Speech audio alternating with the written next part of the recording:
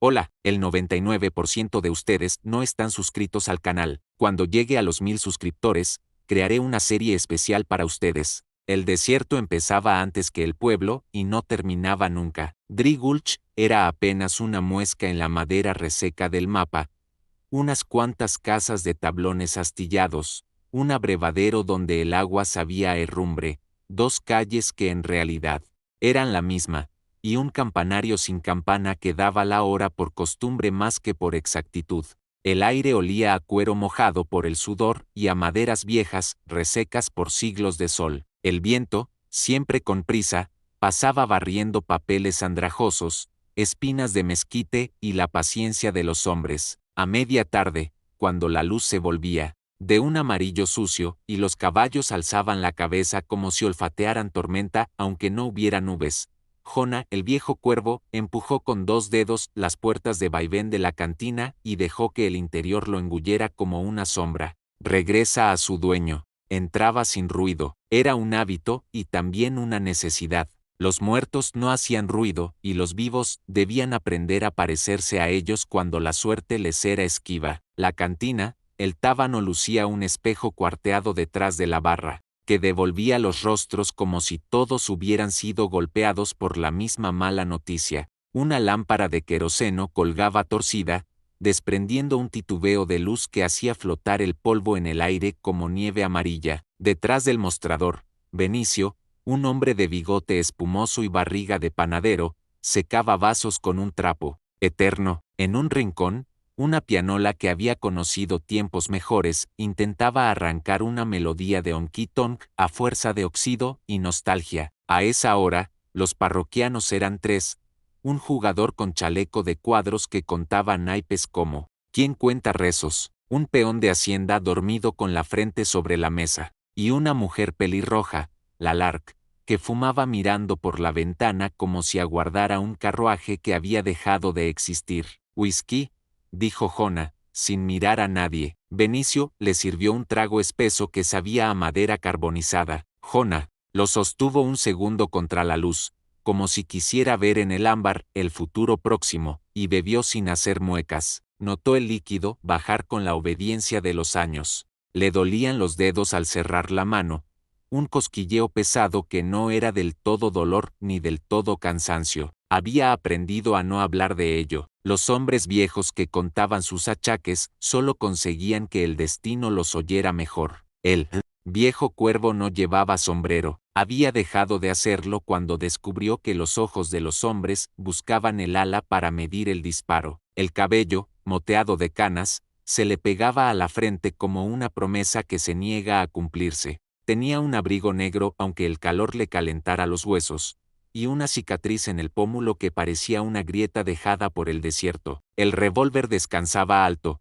pegado al costado, con la culata pulida por años de manos nerviosas. Sobre la mesa, dejó un papel doblado, amarillento por edad y por intemperie que ya conocía de memoria. No lo miró, no lo necesitaba. «Sigue viniendo», dijo Lark desde su mesa, sin volverse. «Ese viento, como si trajera nombres». «Los vientos no traen nombres», respondió Jonah, «los reparten». Lark soltó una risa breve y cansada. La puerta de la cantina se abrió y trajo consigo una bocanada de luz y arena. No era el que esperaba. Un pastor de ovejas cruzó el salón con botas húmedas y encargo de sal. Hizo falta un segundo whisky para que el día volviera a ponerse en marcha. «Creí que ya no venías por acá», dijo Benicio, apoyando los antebrazos en la barra. «Los viejos se van a dormir temprano o se meten a Serif». «Ni sueño ni ley», contestó Jonah, «solo sed». «¿Sed de qué?». «De final». Benicio no preguntó más. Había quien llegaba con historias y quien llegaba con puntos suspensivos. Con Jonah estaba aprendiendo a leer los silencios. De cuando en cuando, los ojos del pistolero iban hacia la puerta con ese gesto de perro que presiente el regreso de su dueño. No era miedo, tampoco esperanza, era una contabilidad. Afuera, el sol comenzó a descender sin apuro, la silueta de las colinas se aplanó y el polvo se hizo más liviano. Un coche de posta, jadeante y remendado, entró al pueblo por el este dejando tras de sí una cortina de arena que parecía humo de incendio. Se detuvo frente a la oficina de correos con un chirrido de madera dolida. Bajaron dos comerciantes, un predicador con sombrero blanco y un joven de chaqueta raída y mirada prestada de más edad de la que tenía. El joven había tardado 3 días en llegar desde Redstone, siguiendo una línea de postes de telégrafo, como quien sigue una cuerda en plena noche. Había dormido en canales de riego y en establos, y comido pan duro y carne fría que el calor volvía rancia. Cada bocado le sabía a promesa incumplida. Se llamaba Elias. En el bolsillo interior guardaba el papel arrugado que había leído hasta gastarlo. A fuerza de repasarlo, había empezado a creer que las letras se movían cuando el sol les pegaba de lateral, formando otras palabras que no se animaba a reconocer. El conductor de la posta le señaló la cantina con un gesto de mentón. Elias sintió que el corazón le daba un empujón por dentro, como el caballo que no quiere entrar al agua. Se acomidió el cuello de la chaqueta, pasó el pulgar por el borde del papel y cruzó la calle. Al empujar la puerta, la música de la pianola se desarmó como un ave asustada. 3 miradas se le clavaron, amarrándolo a la madera del suelo. El aire estaba más espeso adentro, con ese olor a tabaco que se te mete a vivir en la ropa. Elias distinguió a Jonah de inmediato, no porque lo hubiera visto antes, sino porque todas las descripciones del mundo servían para hablar de él. No había otro igual, no podía haberlo. Caminó hasta su mesa con pasos estirados, como quien cruza un arroyo midiendo piedras. Dejó el papel sobre el tablón, sin recato ni ceremonia, y lo alisó con la palma abierta. Jonah lo miró primero, a él,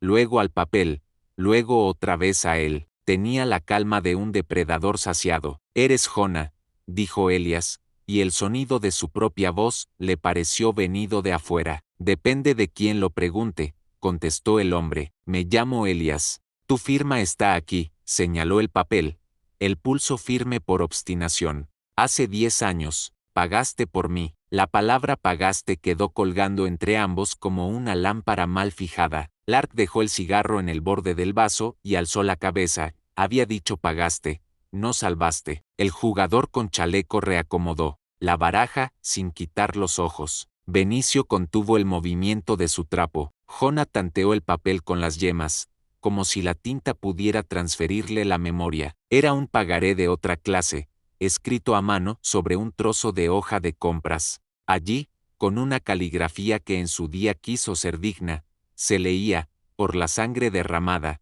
yo, Jonah Cole, tomo la deuda y la devuelvo cuando el tiempo lo pida. Debajo, una firma como un cuchillo. 10 años, repitió Jonah. No era una pregunta, era una flecha que iba y volvía. Mi madre lo guardó hasta morir, dijo Elias, y le falló la garganta al final. Dijo que cuando yo pudiera sostener el papel sin temblar, vendría a cobrar o a pagar. He venido. El viejo cuervo se reclinó en la silla. La madera se quejó largo. Miró a Elias como se mira el borde de un pozo, tanteando profundidad y peligro. ¿Sabes por qué escribí eso?, preguntó. Elias negó con la cabeza. No sabía nada. Lo que tenía eran imágenes como vidrios rotos, una puerta, el gritito de una bisagra, el olor a hierro caliente, una sombra grande que llenaba la casa, un disparo que fue una interrupción misericordiosa, y luego, un silencio tan largo que, con los años, había aprendido a vivir dentro de él. Porque la ley no cabe en un papel, dijo Jonah, y empujó el whisky hacia un costado. Pero las deudas, sí. Hubo un ruido a la izquierda. El jugador con chaleco se levantó con torpeza y vino a apoyar los codos en la mesa de Jonah, el aliento espeso a menta vieja. Si hay cuentas, yo puedo servir de árbitro, sonrió, mostrando dientes con pólvora. Me pagas a mí, yo le pago a él. Todos contentos. Jonah giró la cabeza apenas lo suficiente para que el hombre supiera que había sido oído. Luego le sostuvo la mirada, el tiempo exacto en que un hombre decide si va a seguir viviendo de sus manos o de su suerte. El jugador entendió, retrocedió un paso, tropezó con la pata de una silla y, entre risitas, volvió a su esquina. Te debo un final, dijo Jonah, y el murmullo de la cantina se disolvió. Y tú me debes un principio. Elias frunció el ceño. Cuando maté a un hombre en Redstone, continuó Jonah, como si dictara una carta, no lo hice por compasión, lo hice porque el mundo es una balanza, y ese día me tocó poner peso del otro lado. Te llevé fuera de aquella casa, te tapé los ojos con mi mano y te prometí que ese no sería el último recuerdo que tendrías del mundo. Eso fue lo que pagué. Lo que debes es terminar lo que empezó ese disparo. No entiendo qué quiere decir con terminar, dijo Elias, y se esforzó, para que no sonara súplica. Lo entenderás, remató Jonah, pero no aquí. Se levantó, tomando el papel con él, y caminó hacia la puerta sin mirar si lo seguían. Lark le lanzó a Elias una mirada que era a la vez advertencia y lástima. Benicio abrió la boca y no dijo nada. El sol tendió un puente de luz anaranjada cuando los dos hombres salieron a la calle. El aire fresco de la tarde raspó las gargantas. Más allá del abrevadero, los potreros parecían mantas de cuero extendidas a secar. Un perro rengo cruzó la calle persiguiendo una sombra que no iba a alcanzar. Jonah caminó hacia el extremo del pueblo, donde los postes del telégrafo se convertían en crucifijos sin santo, y se detuvo frente a una carreta volcada que nadie se había tomado la molestia de enderezar. 10 años, dijo de nuevo, como si conjurara alguaciles invisibles. 10 años dan para todo, para olvidar, para inventar, para que la culpa se haga costra. ¿Tú qué has hecho con los tuyos? Elias cerró los puños dentro de los bolsillos. La pregunta le llegó como una pedrada en la nuca. Trabajé en un molino, respondió. Aprendí a arreglar ejes, a pelear con hombres borrachos sin matar a nadie, a no llorar en voz alta, a veces, a soñar. ¿Y cuándo soñabas?, preguntó Jonah. ¿Con qué soñabas? Con una mano que me tapaba los ojos, dijo Elias, y el recuerdo le saló los labios, y con una voz que decía: mira hacia donde hay sol. La voz era la tuya. El viejo cuervo lo midió, no sonrió, levantó el papel entre dos dedos. Esto, dijo, no te ata a mí, te ata al hombre que serás después de esto. Elias apartó la vista. A través de la calle, la ventana del herrero devolvía dos figuras achicadas por la perspectiva, un viejo negro, un joven flaco. Podrían ser cualquiera, podrían no ser nadie. Sus manos buscaron la comodidad de un gesto repetido y encontraron el vacío. Entonces volvió a mirar a Jonah. Dime qué tengo que hacer. Jonah vio el momento exacto en que el muchacho entregaba algo que ya no recuperaría, una especie de derecho a ser cobarde, o a ser inocente, y supo que la historia se había puesto en marcha por fin. No había gozo en esa certeza, era apenas un asentimiento de la tierra bajo los pies. Mañana, cuando el sol toque las piedras del este, dijo, dirás que te llamas Elías pronunciándolo como quien tallara una marca en madera, ensillarás un caballo y vendrás conmigo hasta el arroyo seco de las Tres Cruces. Allí aprenderás lo único que vale la pena aprender en este país, a distinguir entre el ruido que hace un hombre que viene a matar y el ruido que hace un hombre que viene a morir. ¿Y después?, preguntó Elias. Después, dijo Jonah, pagarás la deuda, y no hablamos de monedas. Hubo un silencio ancho, igual que la planicie. De una ventana cercana salió el olor a cebolla frita y a pan horneado que le dio a Elias por fin la certeza de que estaba en un lugar del mundo, y no en su cabeza. Una mujer llamó a un niño por su nombre. El niño no contestó. El perro rengo volvió, satisfecho de no haber alcanzado nada. Las sombras de los dos hombres se alargaron sobre la tierra como caminos. Una cosa más, dijo Jonah, con la voz ya gastada por el día. Yo no soy lo que crees, y tú no eres lo que temes. Todavía no. Elias tragó las palabras como quien traga polvo cuando el viento cambia. Se permitió por un segundo un enojo antiguo, de esos que no tienen destinatario. Enojo con el calor, con el azar, con la madera mal clavada, con la luna que tardaría horas en asomarse. Lo dejó pasar. El enojo era una cuerda floja. De acuerdo, dijo al fin. Mañana. Jonah asintió una sola vez, breve, como un golpe de martillo que encaja una estaca. Dio media vuelta y regresó a la cantina. Elías lo siguió a distancia, no porque desconfiara, aunque desconfiaba, sino porque quería ver cómo caminaba un hombre que un día había decidido tomar una vida y, por esa misma moneda, salvar otra. Dentro, el tábano había recuperado su rutina, el jugador volvía a perder contra sí mismo, el peón de Hacienda roncaba con entusiasmo y Lark encendía otro cigarrillo con la brasa del anterior. Benicio sirvió 2 platos de estofado, sin mirar a nadie. Jonas se sentó en su mesa y extendió el papel a Elias como quien devuelve una fotografía. Guárdalo, dijo, mañana ya no hará falta. Elias lo dobló una y otra vez hasta convertirlo en un cuadrado compacto, tibio por el calor de sus dedos. Lo metió en el bolsillo interior. Quiso decir algo que cambiara la forma del aire, pero se quedó con la boca medio abierta y nada adentro. Comió en silencio. El estofado estaba demasiado salado, o, quizá, la sal le venía de los ojos. Cuando terminó, se levantó sin hacer ruido. Lark lo siguió con la mirada hasta la puerta. Los hombres como tú, dijo sin levantar la voz, creen que vienen a pagar una deuda y se llevan otra puesta. Elias se detuvo. No sé si soy un hombre como yo, contestó. Lark sonrió con esa pena dulce de quien ha visto llover por dentro muchas veces. Mañana lo sabrás. Elias salió. El aire nocturno traía un frescor de agua que no estaba en ninguna parte. Durmió mal en la cuadra de la posada, con el caballo respirándole al lado como una fragua, el papel duro contra el pecho y la frase del Lark en la cabeza como un mosquito obstinado. Soñó con un cofre enterrado en arena, sin saber todavía que ese sueño era un aviso y con una mano vieja que empujaba una puerta, la suya o la de otro. Antes del alba, cuando todavía la oscuridad era gruesa y la línea del horizonte una costura apenas, Elias se levantó. El chirrido del cuero, al calzarse las botas, fue, por un segundo,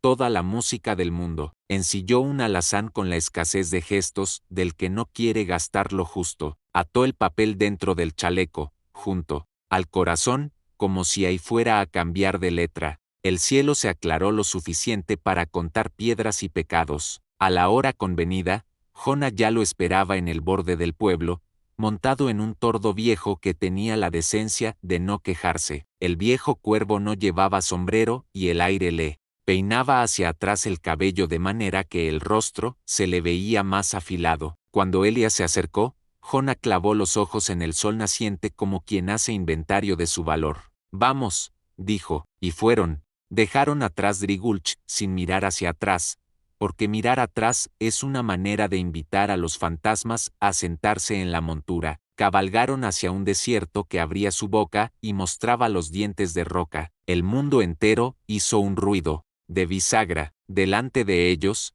el día nuevo no prometía nada, y, sin embargo, ambos cabalgaron como si supieran que en algún punto, tal vez al final del arroyo seco, tal vez bajo la arena la balanza de las deudas iba a inclinarse de una vez. Elias no podía saberlo, pero ya estaba escrito, pagaste por mí, ahora termínala. Y en alguna parte, escondida bajo algo que aún no tenía nombre, aguardaba la verdad con la paciencia de las cosas enterradas, porque lo que uno encuentra debajo, cuando el destino lo obliga a acabar, casi siempre, viene a destrozar lo que creía ser.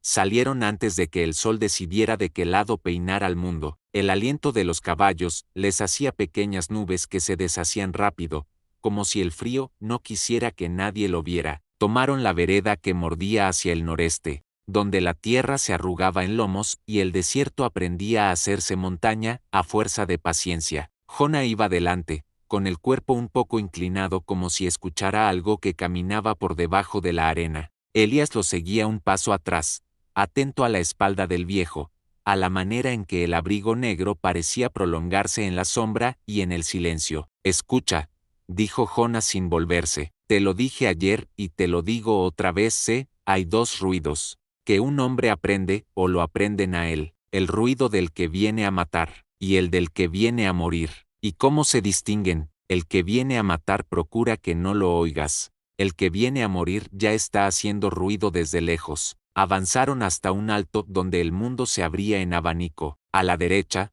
la línea parda del arroyo de las 3 Cruces, seco incluso en primavera, atravesaba la llanura como una cicatriz mal cosida. Jona señaló 3 montículos de piedras con una vara, viejos mojones donde alguna vez alguien rezó o maldijo. Aquí está el sitio, dijo. Cuando era joven, usé este paso como todos, vacas, huida, contrabando. Es un buen lugar para perder o para encontrar. Hoy es para aprender. Descendieron por un costado de grava suelta. Al fondo del cauce, las sombras aún parecían frescas. Jonah saltó del caballo con una soltura que contradecía la edad y hundió la mano en la arena. Sacó un puñado y lo dejó caer con parsimonia, mirando cómo los granos se descolgaban como cuentas rotas. Rastros, dijo. Dime lo que ves. Elías se agachó. En el lecho reseco se cruzaban líneas como dibujos torpes, herraduras, pezuñas,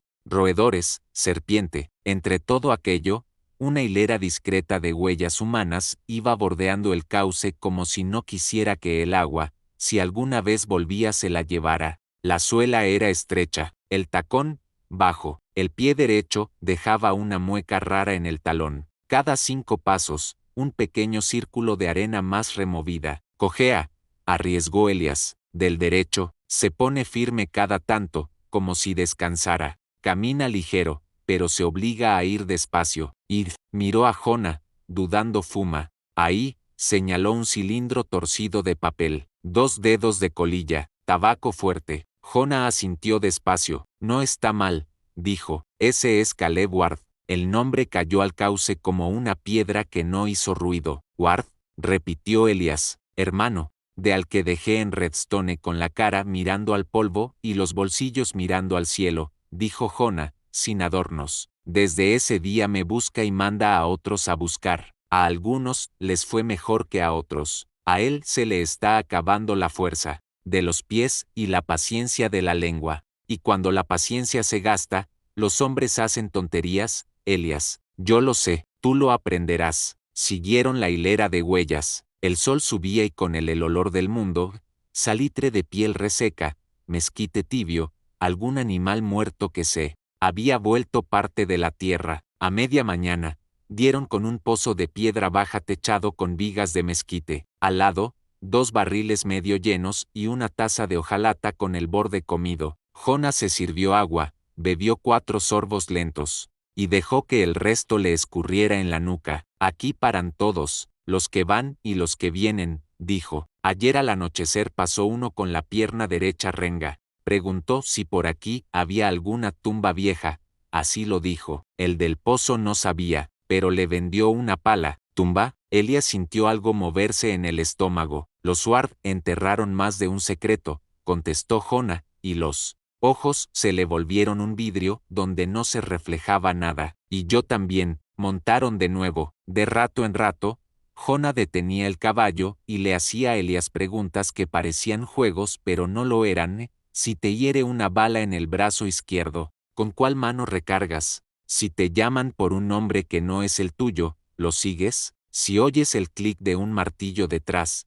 ¿te tiras o disparas? Elías contestaba como podía, y Jonah corregía sin levantar la voz. Cada respuesta era una piedra que se acomodaba en algún sitio del muchacho, un peso nuevo con el que aprendería a caminar. Al mediodía, el calor cayó vertical, como si el cielo hubiera resuelto multiplicar el sol por obligación. Buscaron sombra bajo una cornisa de arenisca y comieron carne salada y pan duro. Jonah afiló el cuchillo contra una piedra hasta que el sonido se volvió fino y uniforme. Luego sacó algo del interior del abrigo, un mapa pequeño, dibujado a lápiz sobre papel de bolsa, con líneas torcidas y cruces discretas. Lo sostuvo un segundo antes de pasárselo a Elías. No es un mapa de oro, dijo, es de agua, de pasos, de lugares donde un hombre puede respirar sin ser visto. Aquí, tocó con la punta del cuchillo un punto sin nombre. Está el rancho de ruido de los Wood.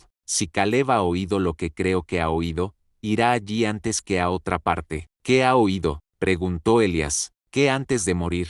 Su hermano dejó algo que limpiar, dijo Jonah, y la palabra limpiar le sonó a hierro. Si Caleb cree que puede limpiarlo, vendrá a buscarlo, y si no puede, vendrá a ensuciarme a mí. Siguieron al rancho por la tarde. El suelo estaba pisado por vacas viejas, el alambrado caído como una sonrisa pobre. Las maderas del granero, abiertas por el sol, crujían con cada brisa. No había nadie a la vista, pero una manta de jinete colgada en el portón decía lo contrario. Jonah desmontó con el revólver ya en la mano. Elías imitó el gesto y sintió cuánto pesaba la culata cuando el miedo se le subía al hombro. No gastes el dedo, si no vas a gastar el plomo, le susurró Jonah. Y si vas a gastar el plomo, no gastes la palabra. Encontraron señales frescas, cenizas aún templadas, tallos de tabaco pisados, la pala apoyada en un rincón. En la pared del granero,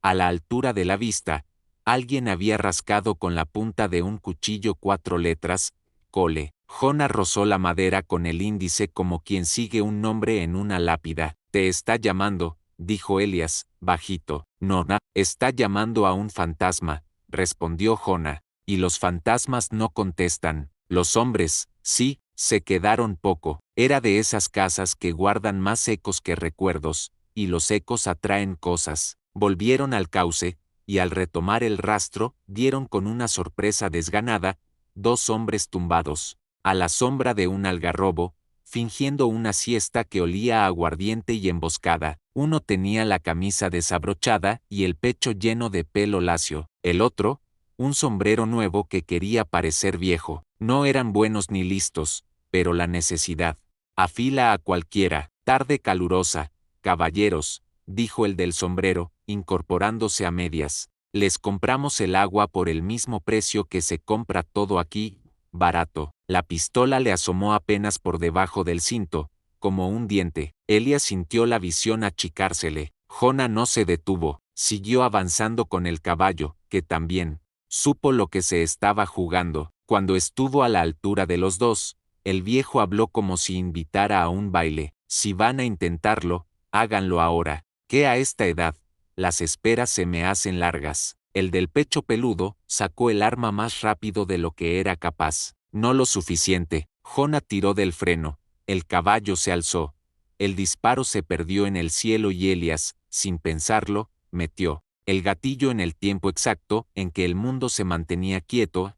La bala le arrancó al hombre la pistola de la mano como un maestro le arranca una regla a un alumno torpe. El segundo, sombrero nuevo, ya estaba echando mano al hierro cuando Jonah lo miró con una paciencia que daba vergüenza. No hizo falta más. El hombre bajó el brazo, levantó las palmas y escupió al costado. Guardo ofrece $5 por cada pista suya, balbuceó. 15 si lo traemos hablando. No valemos ni para eso, parece. $5 no compran ni la bala que te mereces, dijo Jonah, seco. Váyanse, vuelvan con la lengua cortita, para hablar. Digan que vienen 3, miró a Elías. Digan que el tercero no se ve. Los hombres se alejaron sin dignidad, sumando a su polvo el polvo del día. Elías se quedó con la mano temblando mucho después de enfundar. Jonah lo vio. No fue misericordia, dijo, fue cálculo. Eso es distinto, pero es igual de peligroso si te acostumbras. No quise, empezó Elías. No empieces, lo cortó Jonah. Todavía no tienes derecho a excusas. Ya tendrás cuando te toque elegir entre un muerto y otro. Siguieron. A media tarde, la vereda se acurrucó contra unas lomas de arenisca y el aire cambió. Soplaba desde el este con olor a yeso y a cosas antiguas. Jonah frenó, dejó que el caballo respirara hondo. Aquí nos separamos, dijo. Elías lo miró sin entender. No soy yo el que debe encontrar a Caleb, explicó. Eres tú, no porque yo no pueda, sino porque si yo lo hago, esta historia se cerrará donde siempre se cierran las mías, en un agujero con el mismo tamaño que yo. A ti te toca abrirla por otra parte. Pagaste por mí. Ahora termínala. Elías sintió el peso de las palabras como si le hubieran colgado una cadena del cuello. Vais a dejarme solo, quiso decir. No lo dijo, ¿y si me mata? Entonces habré calculado mal, dijo Jonah, sin ironía. Y yo ya no tengo edad para calcular mal. Mira, sacó de la alforja una cajita de estaño, fósforos, y aquí, del bolsillo interior, un reloj de plata con tapa abollada. No da la hora exacta, da la suficiente. Si para el anochecer no has vuelto a la línea del arroyo con la noticia que sea, yo iré a buscarte, y si encuentro que no estás, sabré a qué atenerme y qué hacer con lo que quede. ¿Y qué es ese lo que quede?, preguntó Elías. Huesos, o papeles. A veces se parecen, dijo Jona, y la mirada le cruzó por el rostro como una sombra. Jona le dio instrucciones cortas, seguir el cauce hasta ver una roca partida en dos como una hogaza. Allí, salir por la izquierda, un matorral de sotol, una caída de piedra, un paso estrecho. Del otro lado, un cañón. Caleb, si no había cambiado de idea, estaría cavando donde creyera que el mundo había escondido lo que buscaba. Hay hombres que cavan en la tierra. Caleb cava en el pasado, dijo. Elías aseguró la silla, revisó el tambor del revólver y se colgó la cantimplora atravesada. Quiso darle la mano a Jona, pero el viejo negó con la cabeza y señaló su propia sombra. Anda, dijo, el resto lo aprenderás cuando ya no me tengas cerca para preguntármelo. El paso hacia la roca partida fue como deslizarse por una garganta de animal gigantesco. Los paredones habían guardado frescura y un silencio distinto, el silencio de cuando el mundo decide no contar un secreto. Las huellas de Caleb eran recientes, tan recientes que en algunos recodos la arena aún no había tenido tiempo de tumbarlas. Elías pensó en su madre, la imaginó joven y alta, con aquella risa franca. Luego la imaginó el día en que el ruido del disparo le cambió la vida. Mira hacia donde hay sol, oyó, y siguió avanzando. La roca partida apareció donde Jona, dijo, una hogaza de piedra a la que la intemperie había dejado en dos tajadas. El matorral de sotol, la caída, el paso estrecho. Del otro lado, el cañón,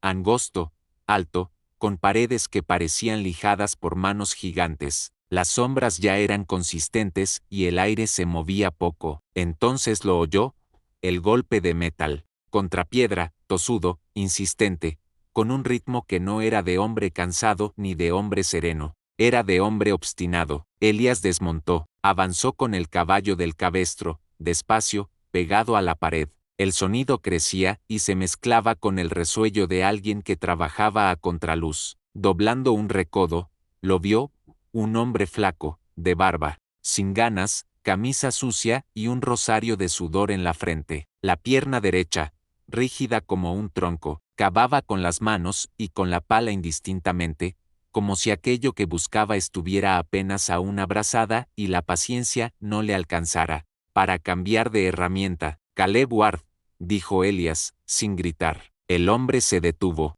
no por miedo, por cálculo. Giró la cabeza despacio hasta mirarlo. Tenía los ojos acuosos, de quien ha perdido lágrimas, riñendo con la sed. Lo midió y, por un segundo, pareció sonreír.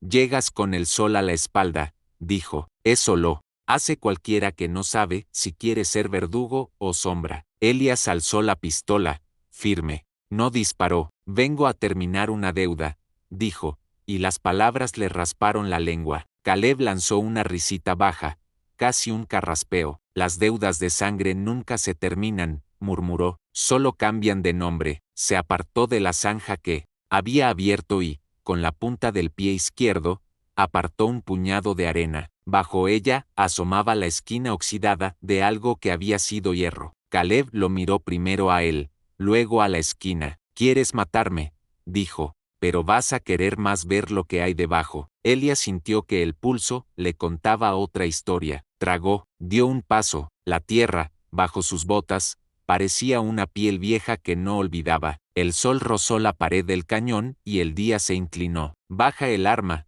dijo Caleb. Te prometo dos cosas, que no me iré, y que, cuando lo veas, entenderás por qué he venido arrastrando esta pierna hasta aquí. Elías bajó la pistola un par de dedos, lo justo para engañar a la moral y a la prudencia al mismo tiempo. Caleb metió las manos en la arena y tiró. La esquina de hierro cedió 1 centímetro y dejó oír un quejido grave, parecido al de la madera vieja pero más hondo, como si viniera de un pecho enterrado. El mundo se sostuvo en ese sonido. Detrás, muy lejos, en el otro lado del paso, Jona afinaba el oído sin saber aún qué melodía iba a tocarles el destino. En el cañón, Elías comprendió que, cualquiera fuese el contenido de aquello, ya estaba adentro, que las cosas enterradas, cuando alguien las nombra, empiezan a desenterrar a los vivos. Vamos, dijo Caleb, con la voz hecha hilo. Ayúdame. Elías metió los dedos en la arena tibia. La sintió pegársele a la piel con esa fidelidad que tienen las cosas que no quieren ser soltadas. Tiraron juntos. El hierro se dio un poco más. El golpe metálico volvió, grave, antiguo, y el muchacho supo, sin saber lo que aún faltaba, por ver que lo que se encuentra debajo rara vez trae alivio, que algunas deudas no se pagan con disparos, sino con verdades. Apretó la boca, tomó aire, tiró, y en ese gesto, el capítulo se cerró sobre la promesa oscura de lo que estaba por abrirse. El hierro se dio de golpe, con un chasquido áspero que hizo eco en todo el cañón. Una nube de polvo viejo se alzó y, por un instante, el aire olió a herrumbre y hueso. Elías apartó la cara, la garganta áspera como si hubiese tragado tierra. Caleb, en cambio, se inclinó sobre el cofre y lo acarició con las manos como quien encuentra a un hijo perdido. Aquí está, murmuró, y sus ojos brillaron con una mezcla febril de triunfo y tristeza. Lo que mi hermano se llevó a la tumba no era solo su vida, era esto. El cofre estaba corroído, con bisagras apenas sostenidas por el óxido. La tapa parecía poder quebrarse en cualquier momento. Caleb sacó una navaja y forzó la cerradura oxidada con una paciencia enfermiza. Elías mantuvo la pistola en alto, sin atreverse a bajar la guardia ni a intervenir.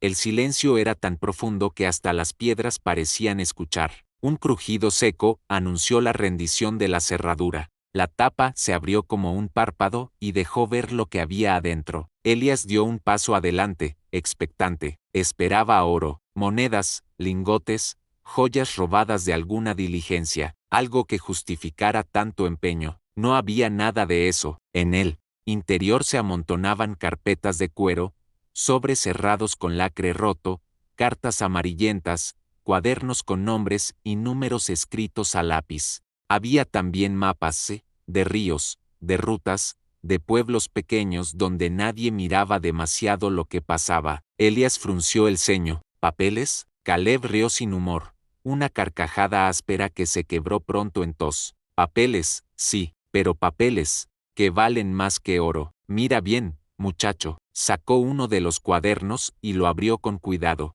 Le mostró una lista de nombres, algunos tachados con una cruz, otros con anotaciones al costado: pagado, silencio, trabajo hecho. Elías leyó uno de los nombres en voz alta, y se le heló la sangre. Era el del juez de Redstone, el mismo que había absuelto al asesino de su madre antes de que Jonah lo abatiera. Había muchos más: alcaldes, alguaciles, comerciantes ricos, políticos de condado. Al lado de cada nombre, una fecha y, a veces, un precio. ¿Qué es esto?, preguntó, aunque ya lo intuía. El libro negro de tu Salvador, dijo Caleb, con veneno en la voz. Jonah Cole, el viejo cuervo, no es solo un pistolero cansado, es el verdugo contratado de medio territorio. Lo que no arregla la ley, lo arregla él, por encargo. Mi hermano era uno de tantos, un obstáculo en un negocio sucio. Jonah lo mató, sí, pero no por ti, ni por tu madre, sino porque alguien se lo pagó. Elías sintió un mareo. El recuerdo de aquella noche regresó,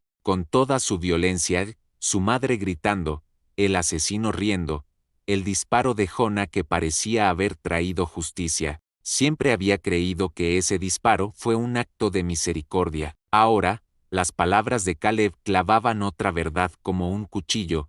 Jonah no fue su salvador, sino un mercenario que cumplía un encargo. Mientes, escupió Elías, pero su voz sonó débil. Caleb lo miró con lástima, no con burla. Desearía hacerlo, muchacho. Desearía que todo esto fuera mentira, pero los papeles no mienten. ¿Ves esas firmas? ¿Esos sellos de bancos? ¿Esas cartas de políticos? Jonah nunca dispara gratis. Tú eres solo la excusa que se inventó para dormir tranquilo. Elías dio un paso atrás, el revólver aún temblando en su mano. El aire en el cañón se había vuelto sofocante. Todo lo que creía sobre su vida, sobre su deuda, sobre la razón de seguir respirando, se resquebrajaba. Nona, murmuró. Caleb cerró el cofre con un golpe. Te traje aquí para que lo supieras. Tú crees que él te dio una segunda oportunidad, pero lo único que hizo fue comprarse un sirviente para cuando sus huesos ya no pudieran cargar con tanta muerte. Te necesita, sí,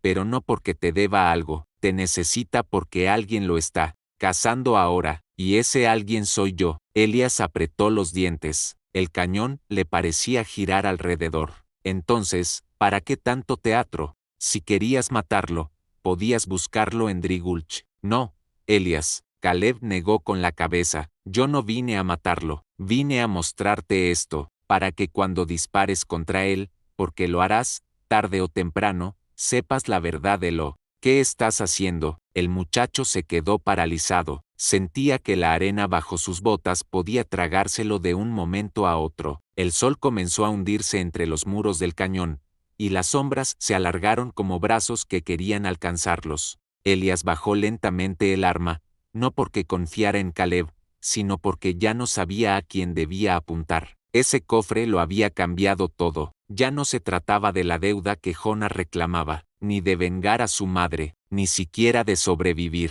Ahora, Elías sabía que lo que estaba enterrado bajo la arena no eran tesoros, sino verdades podridas, y que esas verdades podían matar más que las balas. Lo que encontraste debajo, susurró Elías, con la voz rota, lo destroza todo. Caleb lo miró en silencio, y el eco de esas palabras se perdió en la hondura del cañón. La tarde se desangraba en el horizonte cuando Elías y Caleb salieron del cañón con el cofre entre los dos. Los caballos resoplaban cansados, levantando un polvo rojo que parecía fuego bajo la luz moribunda del sol. Elías apenas podía respirar. El peso de aquel cofre no estaba en sus brazos, sino en su pecho. Cada paso era un recordatorio de que lo que había creído durante 10 años se tambaleaba como una viga podrida. Cuando llegaron al cauce seco, Jonah los estaba esperando, montado en su tordo viejo, con el abrigo negro ondeándole como ala de cuervo.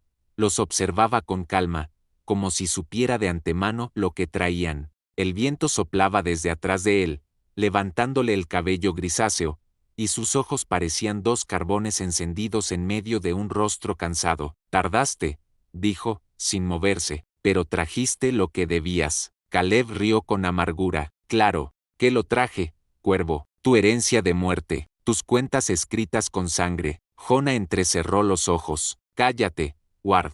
No, respondió Caleb, con la voz en un grito rasgado por años de rencor. El muchacho ya lo sabe, sabe que no mataste a mi hermano por justicia, sino porque alguien te pagó. Sabe que lo usaste como coartada, como excusa para dormir cuando la botella no alcanzaba. Sabe que tu nombre está en cada una de estas malditas páginas. Elías apretó los puños, miró a Jonah, buscando en sus ojos una negación, una palabra, que lo salvara de lo que había visto en esos papeles. Pero Jonah no negó, no se defendió. Solo bajó de su caballo y caminó hacia él con pasos lentos. Elías, dijo con voz grave, como si hablara a un hijo, te dije que la deuda no era dinero, era sangre. No me pidas que me disculpe por quién soy. He sido verdugo, sí, era matado por encargo, sí, pero cuando maté a ese hombre, lo hice también por ti, por tu madre. Aunque no lo creas,